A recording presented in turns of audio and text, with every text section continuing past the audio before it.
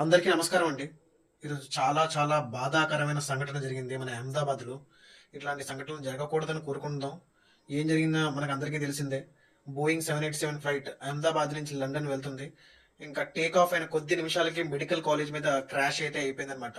మొత్తం 242 మంది ఆ ఫ్లైట్‌లో ఉన్నారు. 169 మంది మన ఇండియన్స్ కాగా 53 మంది బ్రిటన్ పౌరులు, ఇంకా 7 మంది పోర్చుగల్, ఇంకా ఒక ప్రయాణికుడైతే కెనడా నుంచి అనమాట.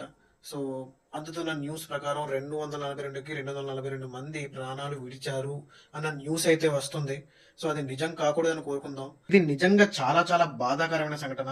ఇలాంటి సంఘటనలు మళ్ళీ మళ్ళీ జరగకూడదు. ఆ సేఫ్టీ మెజర్స్ ఏదైతే ఉన్నాయో ఆ మెజర్స్ ముందుగానే ఫ్లైట్ టేక్ ఆఫ్ అయిన తర్వాత ఫ్లైట్ ల్యాండ్ అయిన తర్వాత ఎలాంటి సేఫ్టీ మెజర్స్ అయితే తీసుకోవాలో అలాంటి సేఫ్టీ మెజర్స్ అనేది కరెక్ట్‌గా తీసుకుంటే ఇలాంటి ప్రమాదాలు జరగవు అని నా నా opinion. As a safety officer yeah safety manager అంటే నా ఒపీనియన్ నేను చెప్తున్నా. సో, సేఫ్టీ అనేది చాలా చాలా ఇంపార్టెంట్. ఆ సేఫ్టీ ప్రికాషన్స్, సేఫ్టీ మెజర్స్ అనేవి తీసుకోకపోవడం వల్లే, ఆ ప్రీ చెక్స్ ఏదైతే ఉంటాయో అవి చేయకపోవడం వల్లే ఇలాంటి ప్రమాదం జరిగింది అని నేను అనుకుంటున్నా. ఇంకా ఇన్వెస్టిగేషన్ జరగాలి, ఇంకా జరగలేదు.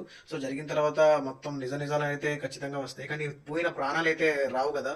సో, ఎవరైతే ప్రాణాలు కోల్పోయారో, ఎవరైతే క్షతగాత్రులయ్యారో వాళ్ళకి నా తరపున ప్రగాఢ సానుభూతి ప్రకటిస్తున్నా. వాళ్ళ ఆత్మకి శాంతి కలగాలని నేను కోరుకుంటున్నా. జై హింద్.